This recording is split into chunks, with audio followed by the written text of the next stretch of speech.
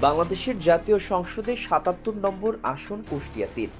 কুষ্টিয়া সদর উপজেলা নিয়ে গঠিত এই আসনকে বলা হয় জেলার প্রাণকেন্দ্র।